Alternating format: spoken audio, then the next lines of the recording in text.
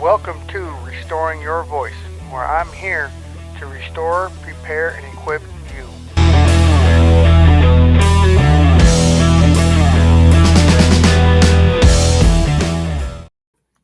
Alrighty, everybody, welcome to another show, Restoring Your Voice, with me, your host, Reverend David C. McGuire. So glad that I could be with you today.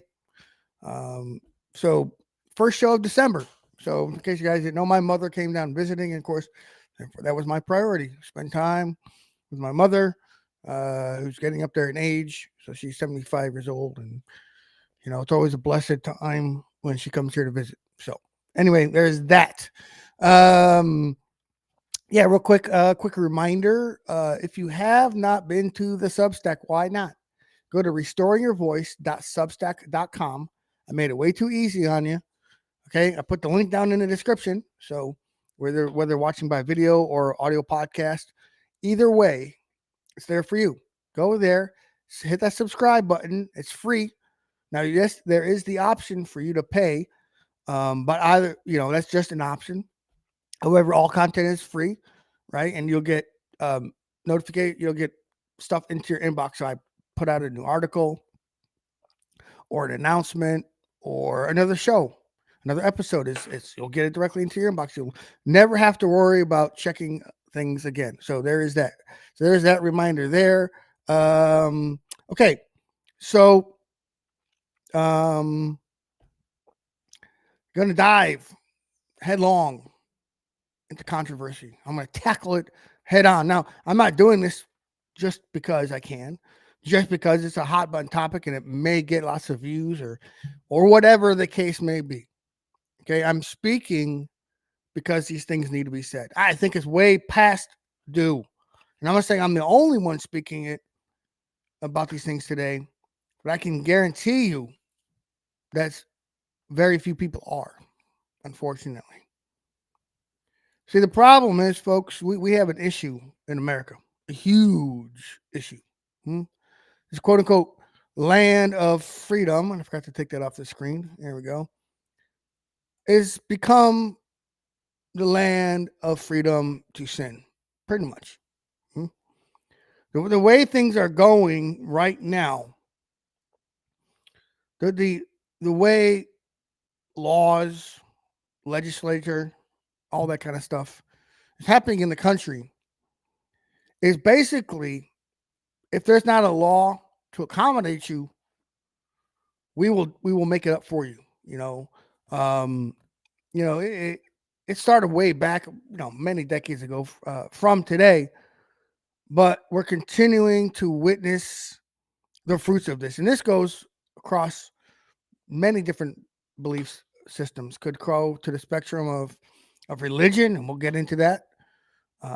Sexuality, we'll get into that. Things like that. Now, if you have any questions on this subject, the things that I'm talking about today, I will be more than happy to address your questions or objections. Maybe you think I'm wrong. Okay, there is that. Maybe you think I'm a bigot or misogynist or I don't know, Islamophobe or homophobe, or go throw them all out there at me. Tell me why you think so in the comments. Go ahead. Now, the only thing I ever ask is remain respectful. If we're going to disagree, that's fine. But let's do it amicably, okay? This is my show, okay? It's my YouTube channel, so I get to set the rules, okay? And my community guidelines is that we remain respectful, okay? We don't resort to ad hominem attacks. We don't do that, okay? We can disagree, that's fine. But as soon as a person starts resorting to personal attacks, they're off. They're off. So we're going to start with the alphabet soup community today. Okay, that's where we're going to start with. We're going to start with that topic. Okay, and it's not like it shouldn't be talked about. Like I said, it's not talked about enough. But if you don't know, some things have made the news where gay men are using surrogacy as an option to get children, right? Because obviously, two people of the same sex cannot reproduce, right? I hope we can all agree on that. I hope so. So not only is surrogacy is in and of itself evil. But the point of being is that they're allowing gay men, okay, a community known primarily for a couple things. It's perversion and it's violence. Okay. That community is a violent community. Okay. That community is a perverse community. Those people are perverse. And the fact that we now allow a child to be raised in perversion should alarm you, should grieve you, should make you question, how did we get here? What can I do about it? You say, what? But what can I do about it? I don't have a show. You may not have any of that, but trust me, there are ways that we can speak up, folks. Okay. We can hound the ever living daylights out of our representatives, congressmen and senators. We can do that. Obviously, we can pray about it. We can confront the leaders in our church and say, why aren't you speaking up on these topics? Don't say that you can do nothing. Okay, that's honestly just a pitiable excuse at the end of the day, is what it is. Okay, it's a pitiable excuse. Now we got here. Well, firstly, and I don't know the exact date when this happened, what I'm about to say, but when we legalized, when homosexuality was no longer a crime. Okay, it used to be a crime, and if it were up to me, I'm going to be be brutally honest with you. If you know, somebody came down and granted me a wish and whatever I wish I could happen, and they made me the leader of the land, I could make laws. One of the first laws I would make would be to outlaw homosexuality. I would make it illegal to be a homosexual. I would make it illegal, period, the end. I would make it punishable by law. Now, people, it'll be impossible to enforce. No, it's not. You say, why would I say that? What do I mean? That's simply what it means. Okay, God has a standard. I think we can all agree on this, right? And there were certain things that God said to the nation of Israel, right? He never said, for instance, obey this law because I said so. Obey this law simply because I'm God. Now, he could have done that because he is God, okay? But he didn't, right? He told them to do certain things to maintain holiness. To if they did these things, then they would be holy and separate. They would be a holy nation, a holy people, if they did these things. If they didn't do these things, especially in regards to homosexuality and other sexual perversions, right? What happens is it infects the land. Okay, it infects the nation. It infects all of these different areas. That's why God said, don't let it happen. I don't want it among you. Don't let it happen. Well, friends, we let it happen. Okay, we changed the laws to accommodate these people. We changed the laws, and now it was no longer illegal to be a pervert. It was no longer illegal to be perverse. And before you ask, like, would I apply this same rationale to adultery? And I would tell you, yes. I would absolutely say yes. I would, if I could, I would make fornication, in other words, any sex outside the bounds of a godly marriage, illegal if I could. Okay. Every nation has a set of laws. Mm-hmm. And as a citizen of said nation, people agree, as citizens agree to obey these laws, right? I hopefully, yet again, we can all agree on that. Including if we visit another nation, we agree to obey their laws. For instance, I was stationed in Germany. I was not a German citizen, of course, but I was stationed in Germany, right? I lived in a German village, right? Their rules say in Germany, you cannot wash your car or vacuum your house on a Sunday. If not, they can call the police on you, okay? So that meant I was not going to wash my car or vacuum my house on a Sunday. right? Why? Because it is the laws of that host nation, right? Same thing with America, right? We should not be changing laws to accommodate people so they can feel great about themselves. We won't offend them, and we can show just how inclusive we are. Enough with that. It's time to speak the truth about these things. I am sick of hearing, and I'm not going to say the name, but you know exactly who I'm, probably who I'm saying, but I'm sick of the backbones of steel, hearts of compassion mantra. I am sick to death of it. And I honestly think it's just an excuse to go easy. I said it. There I said it. Why would I say such a thing? Because I've heard from this person of how we should deal, say, for instance, if a homosexual couple were to come into our church. Okay. How would we deal with that? How would we deal with that? It's a very simple how we would deal with it, friends. It's not a complicated process. Okay.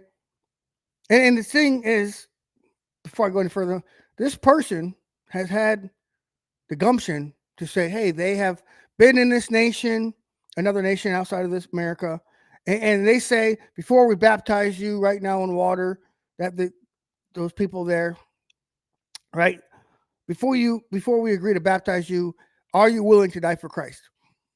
Pretty radical, at least by American standards, at least by the standards of American Christianity. So I ask you, why don't we apply the same rationale to same-sex couples? And what do I mean? It's quite simple. They come into the church, they've heard the gospel, whatever the case may be. Now they say they want to make a decision for Christ. So where do we go? Because some people will say, well, we will let that happen. We'll address them being a same-sex couple after that. Friends, you can't do that. That is not a true salvation. We address the issue up front. If you follow Jesus, if you want to follow Jesus, if you make a decision to follow Jesus, you must separate immediately. That's it. You say, well, is that really biblical? Yeah, I can remember somebody that is supposed to be our Lord speaking at some point in time about leaving father and mother, forsaking things of that nature. Yeah. I could recall something about, I did not come to bring peace, but the sword. In the context of separation, right? Mother from father, brother against mother, sister, all of that. Pretty radical words right there. Yet, I didn't come up with them. It was Jesus who spoke these words. Jesus spoke about forsaking all others to follow him. Separation of families, divisions of families, if we were going to follow him. Our own families would forsake us at times, our own family members.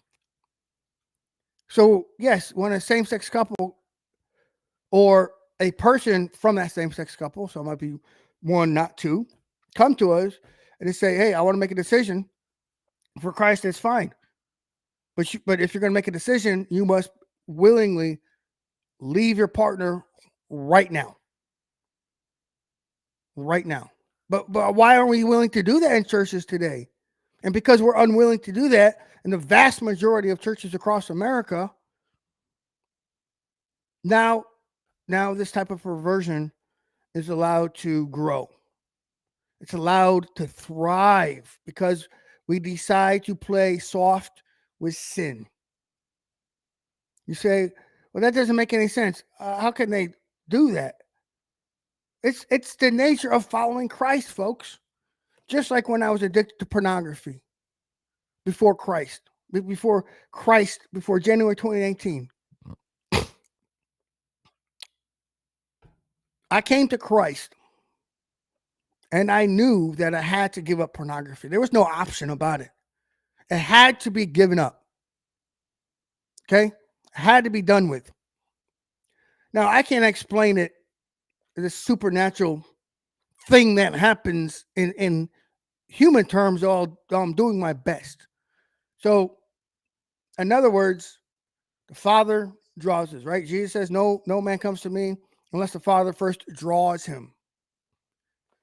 Then you see where we cannot even understand the things of God with the natural mind, right? We see that the things of the Spirit can only be spiritually discerned. So God opens up our understanding. He gives us supernatural wisdom, if you will. Prevenient grace is a theological term there, but nevertheless, we can now understand and make a decision. And I can't say exactly if one happens before the other. I'm more of the mind that making a decision for Christ and giving up things happens at the same time. At the same time. So you're saying, so you may ask, well, if it happens at the same time, why would we tell a person involved in a same-sex relationship or same-sex couple, you must separate immediately? Well, that's how you know if Christ has really done a work in them or not. Because if they say, "Yep, absolutely, I agree," they may say it with tears in their eyes. They may be ripped apart. So what? So what?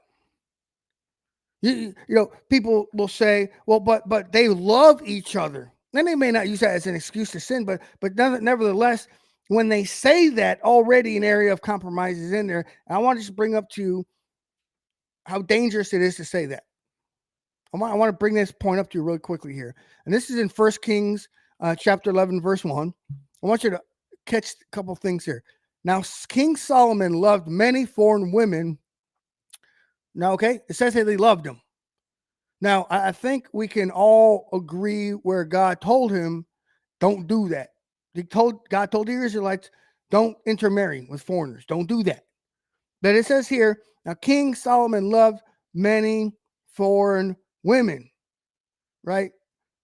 From the nations concerning which the Lord had said to the people of Israel, you shall not enter into marriage with them, neither shall they with you, for surely they will turn away your heart after their gods. Solomon clung to these in love. So the Bible's clear here that it says that Solomon loved these women, yet it also says that God said, don't do that. Okay? So please stop making the point that these same-sex couples love each other or in love with another. Stop it. It's an irrelevant point that does nothing. It does nothing other than okay it. It does nothing than cause us to compromise. That's all the outcome of it. It's irrelevant. Okay? God has a standard. Okay? It is one man, one woman in marriage. That's it. Not a man and a man, a woman and a woman, an adult and a child, an adult and an animal, whatever the case may be. And you say, "Oh, you're being ridiculous now." Are you really? Really now? Let me tell you where this country is going. There are places that want to make pedophilia okay. Yeah. They are pushing for legislation to legalize pedophilia. So if you think I'm being ridiculous about this type of stuff, let me tell you what, even just 20 years ago, think about that. Or let me think, where are we at now? Yeah, this is 2023. So 2013, yeah, even just 10 years ago. Even just 10 years ago, it would have been unthinkable for same-sex marriage to be a thing. Now, I say marriage, by the way, quotes. I put marriage in quotes because I do not recognize it as a marriage because God does not recognize it as a marriage. And if God doesn't recognize a marriage, it's not it. It's not a marriage. But this is where we're heading. Think about it, just 10 years ago, 2013. I remember where I was at in 2013. I remember what I was doing stationed at Fort Carson in 2013. I remember, in fact, even years before that, we'll say I think it was in 2009 when this whole idea of same-sex marriage being legalized thing, right? And then when I go to retire from the Army in 2016, right there in 2015 is finally when the Army was like, yeah, we'll allow same-sex couples in, and we're okay with that. That is insane, folks. That is pure insanity. And now here we are, fast forward, right? We have grooming, child grooming. And many people during the blind, we have Disney, child grooming. Yeah, Disney. Let me tell you this for all you wonderful Disney adherents and people who go to Disney World and Disney. You're supporting somebody who grooms children. That's right. Who grooms children into believing that homosexuality is okay, grooms children into thinking that they can mutilate their genitals because they don't feel like they're a boy or they don't feel like they're a girl. Okay, this is a company that's okay to groom your child into believing that chemical castration is okay. Yeah. Oh, by the way, you know what chemical castration used to be used towards? It used to be towards those who were by law um, convicted of being a homosexual. That's right. This process of chemical castration. Yet fast forward to today, and now chemical castration is applauded because I don't feel like a boy, so I'm going to take pills to have myself chemically castrated. Oh, oh, how things turn. Oh, how things just once when something was condemned, it's now used by the very same community it was once condemned by. Imagine that. Why is that? Because we are a nation of perverts and perversion. We are a nation whose top leader, our very president, pushes for more perversion and wants to push for those who refuse to go along with perversion to be punished by law instead. How topsy-turvy and backwards have we gotten as a nation, friends? Not only that, but the church, of course. I don't know the number of progressive and woke churches and pastors and such, but I can tell you assuredly it is a lot more than it was just a few short years ago. Where did that come in? How did that come into play, friends? When we decided to capitulate and compromise. Oh, I'll speak up against it, but do you really? Do you really have a backbone of steel? Do you really have a heart of compassion? Let me put it this way to you. Let me give you this scenario of compassion. Okay, I or you goes to a doctor. Okay, maybe we'll just say it's a checkup. It's a routine checkup, right? They do your vital signs. They take your labs. Tell you, hey, follow up with me in X amount of time, and we'll go over your lab results. Okay, so you do all that. You come back in for your follow-up appointment. The doctor tells you labs look great, everything's looking fine, you're leading a nice, normal, healthy life. Godspeed. A year later, you're now terminal. We'll say you have terminal cancer of a sort. And just to come to find out that your lab results, you know, showed elevated levels of, whatever it is that causes cancer. I'm no doctor. I bet you would be very mad at that doctor. The doctor could have told you the truth and he could have saved your life, but he didn't. But in an attempt to be compassionate, to spare your feelings, to spare you being hurt, he didn't tell you that. And now you're terminal. Okay, now, same scenario. You go for your checkup, you get your labs, and instead of just coming for a follow-up, you get a call from the doctor's office. You need to come in immediately to go over these lab results. Right? Already you're not feeling good. Ooh, wow. I mean, heart thumping away there. Go back to the doctor. The doctor looks at your lab results and say, you know what? It looks like you have cancer, because we'll have to send you to an oncologist to get more and all of that. But in the meantime, this is what you can do. And then, you do your all follow-ups. You don't feel good, right? I mean, I could not imagine what the news must be like to say you have cancer. But I've gotten pretty bad news about my health before, and it does not feel good. It makes us feel rotten at times.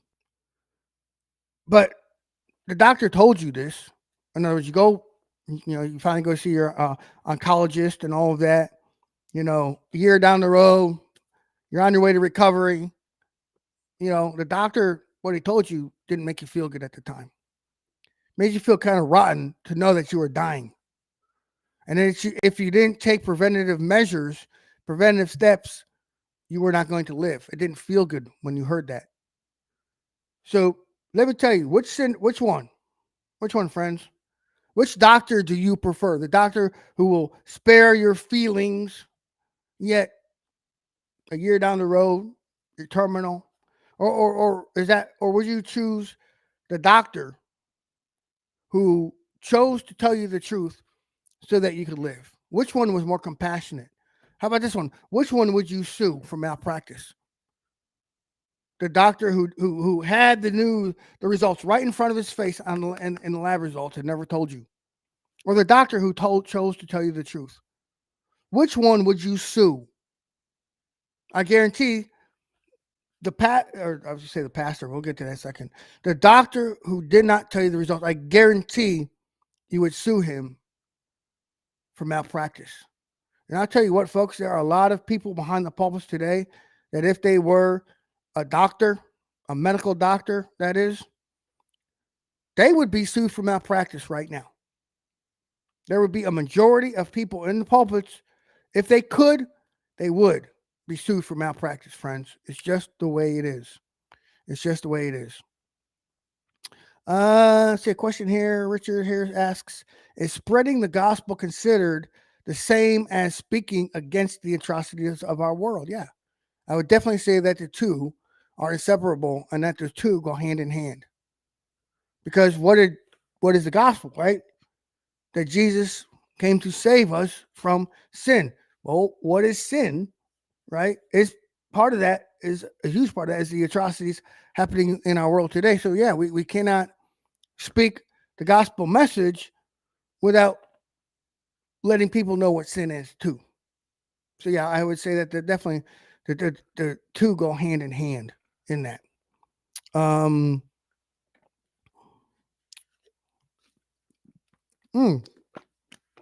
I see Kathleen here talking about, says, let's see, the doctor that didn't tell is the one my parents sued when he didn't divulge my brother's heart condition a week before he died. Yeah, see? Exactly. Right? How many pastors are up there? How many evangelists are out there who won't tell people the seriousness of their condition? You know what? You can accept Jesus. We'll take care of the other stuff later on. That's malpractice. People are walking dead, and you're going to tell them, cling on to that old life. And no, friends, let me put it this way to you. You can either carry your cross or you can carry the old life, but you can't carry both at the same time. You either crucify so you can carry that cross, or you sit down, or you don't take up the cross, and instead you can continue to carry the old life with you, the old habits, the old sins, but never both, friends. Never both. So, first half of the show, we've been talking about the dangers of us not speaking out, especially in regards to LGBTQ, whatever I don't know what they're adding onto these letters these days. We're talking about that.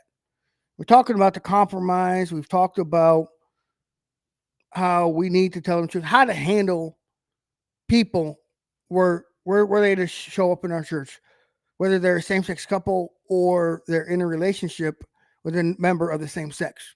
Okay, simple. Tell them the truth. Don't hold back.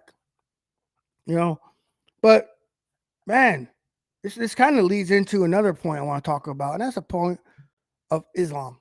That's the point of Islam. You say, what does that have to do with this? Let me ask you this. I'm sure you all remember the lockdowns and the COVID lockdowns, and you can't gather as a church and all of that kind of thing. In fact, the very fact that there were pastors being arrested for this stuff, sent to jail simply for gathering the saints together in accordance with the word of God. Let me ask you this. At any point in time, did you ever hear of this happening to a mosque? Did you ever hear of this happening to Muslims? Did you ever hear of a mosque being locked down and it illegal for Muslims to gather together? Did you ever hear of an imam being arrested? Was any of that ever anywhere on the news or not? Did you ever hear that? I didn't ever hear that. I never saw anything about that. Yet Christian churches, now, obviously not just in America, but, our northern neighbor Canada as well. But the point is that it happened. And why? Why not? Why didn't the American church take a stand? Why do we continue to act like we can work together with Islam and Muslims? Well, why do we continue to call them the Abrahamic faith? Let me tell you exactly what constitutes the Abrahamic faith. It doesn't. Let me give you a quick clue, though. It's not Islam. But there are scholars out there who consider, I don't give a hoot what the scholars say. I care what the Bible says. Christianity is a continuation of the Abrahamic faith, if you want to put it that way. I'm okay with that. Okay, Christianity was always supposed to be a continuation of Judaism. A continuation of Judaism. Always supposed to be that way. Is Islam like that in any way, shape, or form? No, it's not. Does Islam, what is Islam's view of Jews? Right? Well, we see this playing out right now in real time. The Islam's view of Jews is to kill them and exterminate them. That is it. Why? They are their enemy. Why? They won't submit to Islam. They won't do it. And I mean, of course, that goes for anybody, but I just wanted to bring up the view of them. Okay? It was in the Bible, it's Abraham, Isaac, and Jacob. Okay? Do Christians hold to Abraham, Isaac, and Jacob as the patriarchs? Yes, we do. Does Christianity hold what else do we hold to celebrating the birth of Jesus, right? I mean, don't get me wrong, Judaism in its most biblical sense holds Jesus as the Messiah in its most yeah. So does Islam fit into any of that? No, it doesn't. Does Judaism or Christianity have any kind of mandate for us to go and conquer nations by the sword? No, we don't. Okay? That's not in the Bible anywhere. I mean, yes, I know what God told the children of Israel, but that was to take over the land of Canaan. That wasn't to go to Egypt. That wasn't to go to Sumeria at the time, or eventually Babylon, or becoming a great empire and a great kingdom. Okay, God never told the children of Israel to do that. And nowhere are we mandated in Scripture to do that. Hate to break it to you, post millennials. Okay, we're not to do that. But Islam's way is to go and subdue the nations by the sword, right? In an attempt to initiate events that will bring their Messiah to earth. And by the way, the Messiah is not Jesus. Their Messiah is Almighty. Almighty. That's what it is. Okay. Yet we won't speak out against him. Yet, oh, it's not loving to speak against. Yeah, what? I think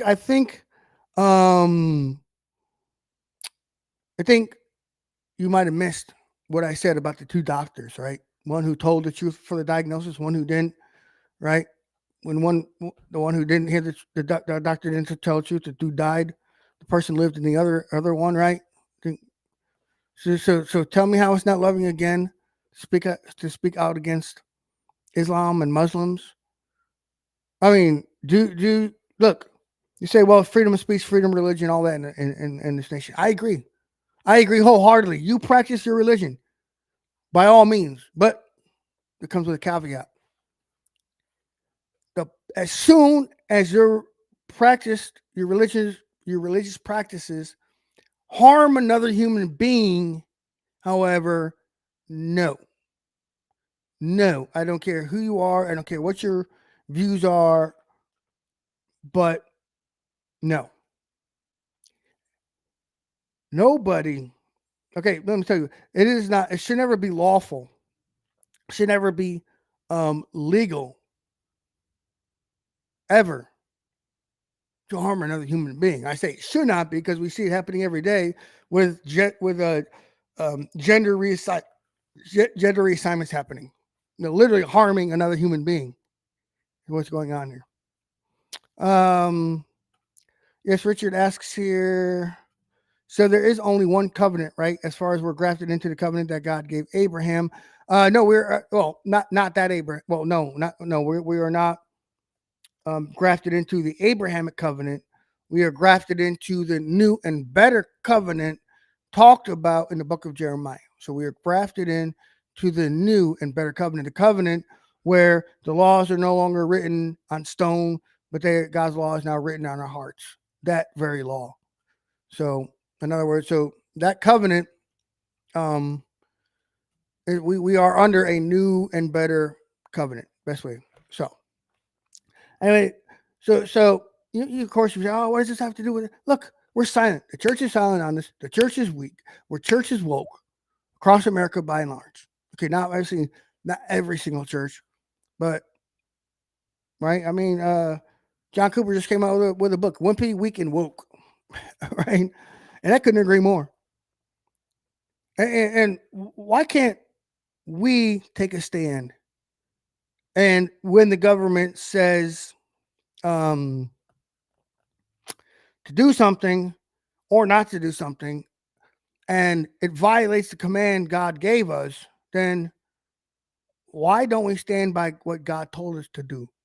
Obviously, especially during COVID, we had a lot of people had a misinterpretation of Romans chapter 13.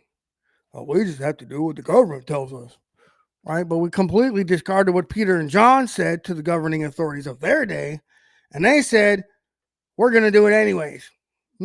Basically, in a nutshell, right? Peter and John were called before the Sanhedrin for preaching the gospel.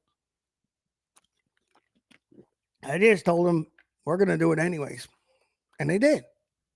So they forbid them from doing that, which goes against God's command. So they did what God commanded them to do.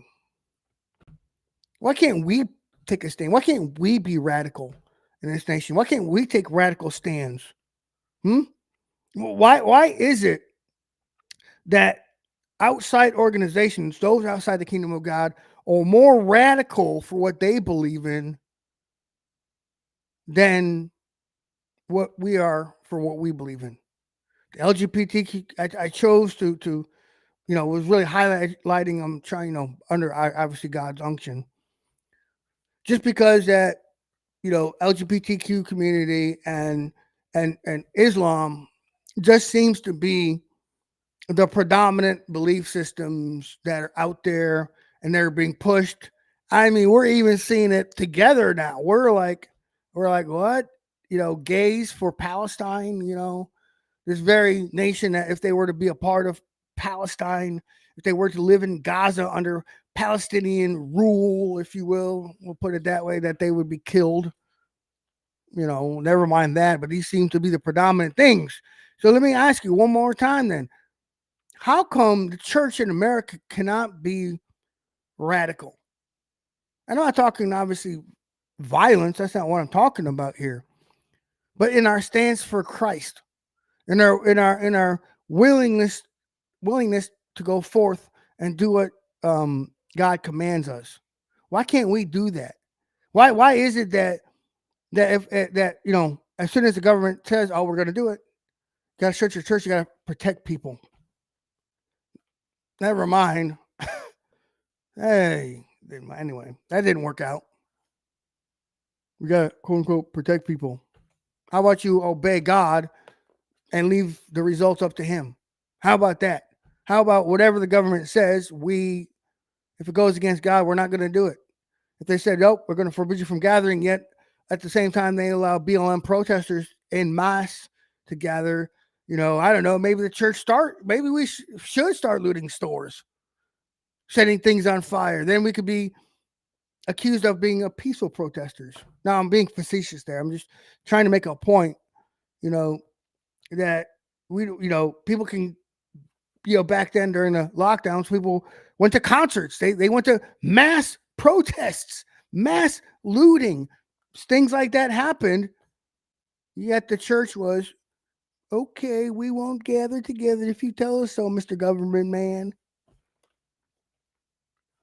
Well, why? Why do we do that? It makes no sense.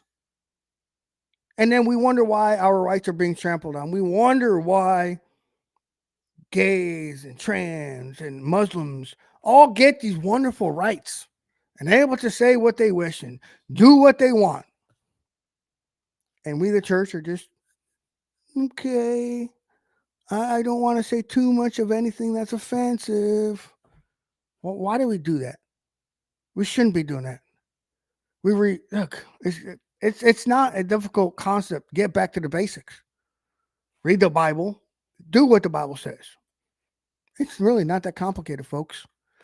But we have turned into this idea that we're doormats that can be walked over. That's not Christianity, folks. Jesus never once let himself be walked over. And he said it himself, that no man takes his life. He laid down his life. So for 3 years of ministry, Jesus didn't capitulate one time. Not until it was the right time, and he was like, okay, now you can take me. Here you go. Until that time, he stood his ground and he spoke the truth. John the Baptist never. Heck, John the Baptist got decapitated for that, by the way.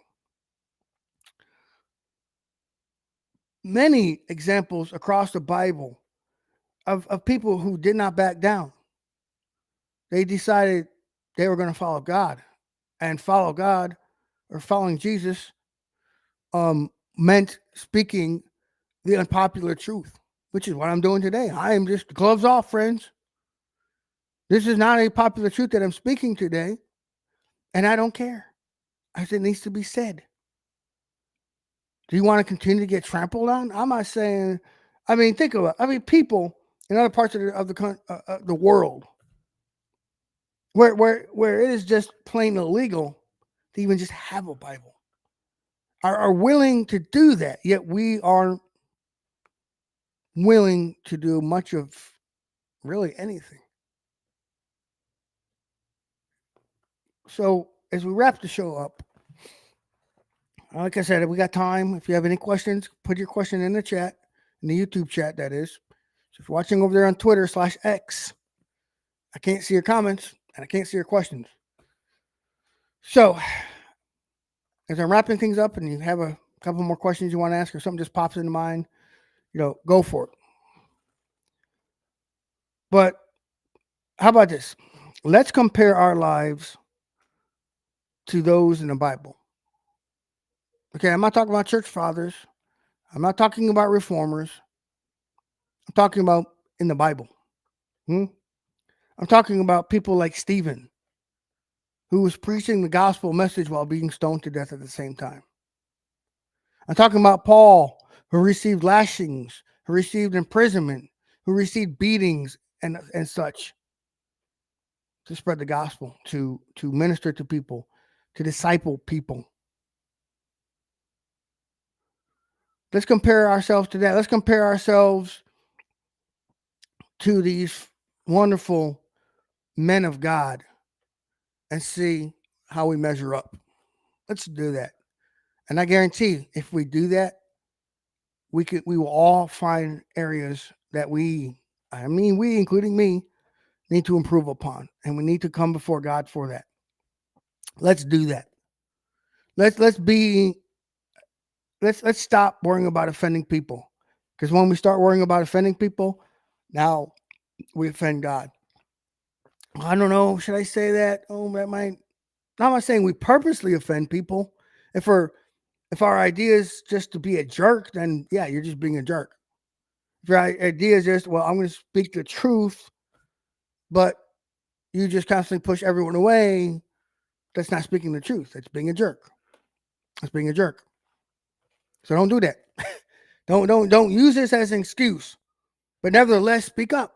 Well, people might say this. Well, who cares? Guess what? That's a promise in the Bible. And we're told to rejoice when people speak evil of us. Yeah, that's anywhere in life.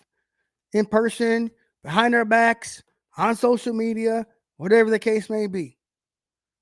Rejoice when it happens. We're commanded to do that, friends. So let's stop backing down. Let's start speaking up and speaking out, friends. Be blessed.